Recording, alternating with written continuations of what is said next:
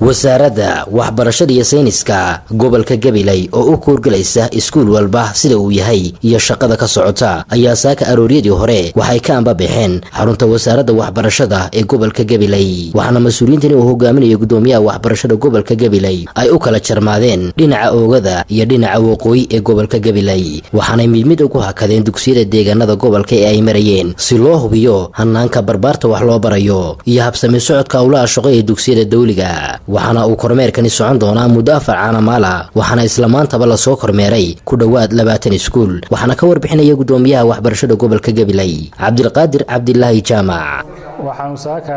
arooriyo hore ka boqolay xafiiska waxbarashada ee gobolka iyadoo laba tiim aan ugu kala baxnay guud ahaan dugsiyada waxbarashada gobolka ee gobolka Gabiley ka kooban yahay oo aanu waxa weeyaan laamida weyne galbeedka tagta ee bariga ka timaada aanu ku kala qaybno wixii ooga ka xigana ay tiim ku baxeen wixii waqooyi ka xigana ay tiim kale ku soo baxeen saaka waxaan ka soo bilownay dugsiga laacaad baan ka soo bilownay waxaan soo marnay dugsiga lixaad baan filayaa waxa weeyaan intan dugsiyada saaka aynu marnay ee dhamaantood iyagoo shaqeynaya waxa weeyaan aynu ku soo kormeernay shaqada aynu ku soo kormeernay sidoo kalena aynu la soo kulannay gudiyada waalidiinta ee waxbarashada ee dugsiyada aynu la soo kulannay runtii iskuulada tafaasiilo kala duwan baan ku soo aragnay oo taasi warbixinta dambe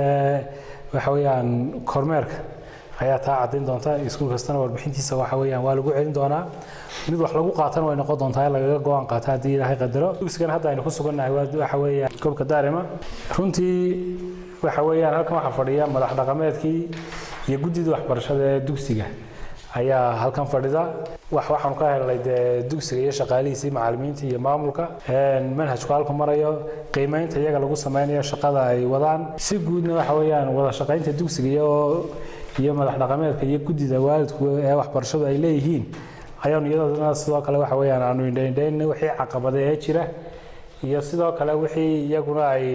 shaqada meesha taala ay ka og yihiin ee galdaloolaha inay noo sheegaan runtii isafkarad wanaagsan iyo jawi wanaagsan ayuu maxaan ku dhaayay noogu oo sidoo kale arday hadii ay jiraan guriyaha ku sugan oo aan waxbarashada aan ka looga faa'iideyn ay jiraanna inay dugsiga ku soo xiraan ana xaalad wadanka oo dhan ka socota oo loo korgulaya bal iskuul walba sidoo yahay hadii kale waxa weeyaan dadkiisu wax la qaybsanay